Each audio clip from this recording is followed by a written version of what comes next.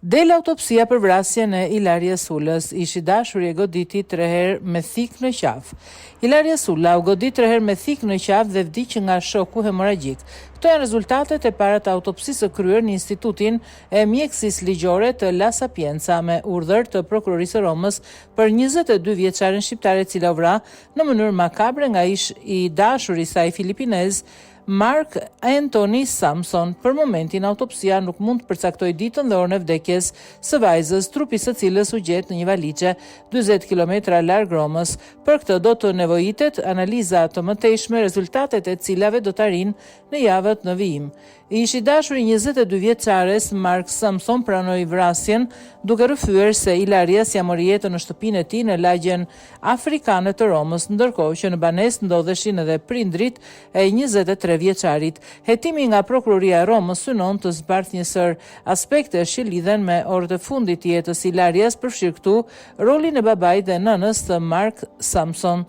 Për momentin, çifti Samson nuk janë regjistruar si dyshuar në procedimet me cilat kundërshtohen krimet e vrasjes me dashje të rënduar për marrëdhënie emocionale dhe fshehje kufomës. Prindrit, ky është një fakt i vërtetuar, kanë qenë në shtëpi në momentin që djali i tyre vrau Ilarian, vrasje që me sa duket ka ndodhur në kulmin e një debati. Të dy e konfirmuan këtë gjatë një seance pyetjesh të mbajtur në komisariat të njëjtën. Aktualisht nuk ka asnjë informacion të caktuar për orën dhe ditën e vrasjes dhe përgjigjet mund të vinë nga puna hetimore.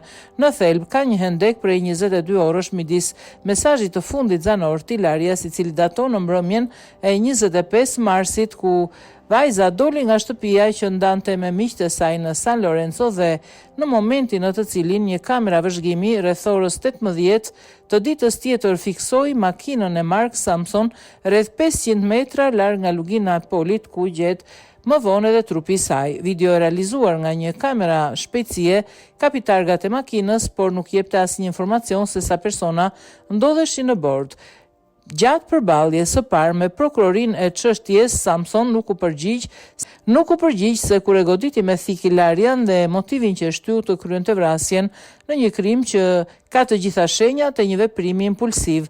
Megjithatë, sipas asaj që është konstatuar deri tani nga hetuesi, gjithçka do të kishte ndodhur në dhomën e të riut, pasi aty janë gjetur gjurmë gjaku. Hetuesit janë ende në kërkim të armës me të cilën ishi dashur i vrau Ilarias Sulën.